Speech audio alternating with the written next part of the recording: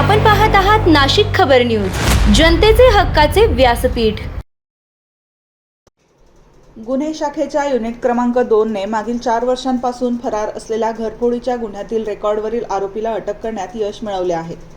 उपनगर पोलीस ठाण्यात सन 2022 मध्ये दाखल झालेल्या घरफोडीच्या गुन्ह्यातील आरोपी दानिश निसार खान, रजा क्लासिक अपार्टमेंट, काझीनगर, नागजी वडाळा रोड, नाशिक हा गेल्या 4 वर्षांपासून फरार होता। आरोपी हजर होत नसल्याने त्याच्याविरुद्ध न्यायालयात CRPC कलम 299 अन्वये दोषारोपपत्रही दाखल करण्यात आले होते।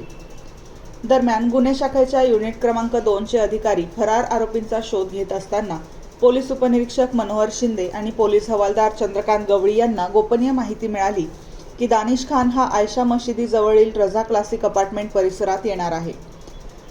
या माहितीच्या आधारे प्रभारी सहाय्यक पोलीस निरीक्षक हेमंत तोडकर यांच्या मार्गदर्शनाखाली पोलीस उपनिरीक्षक संजय सानप, मनोहर शिंदे, नंदकुमार नांदुडीकर, चंद्रकांत गवळी, वाल्मिक चव्हाण, महेश खांड बहाले, तेजस मते आणि जितेंद्र वजिरे यांच्या पथकाने सापळा रचून आरोपीला ताब्यात घेतले।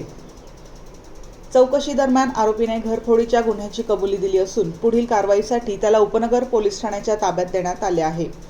ही कारवाई पोलीस आयुक्त संदीप कर्णिक, पोलीस उपायुक्त गुन्हे शाखा किरण कुमार चव्हाण आणि सहाय्यक पोलीस आयुक्त संदीप मिटके यांच्या मार्गदर्शनाखाली गुन्हे शाखा युनिट क्रमांक 2 ने यशस्वीपणे पार पाडली।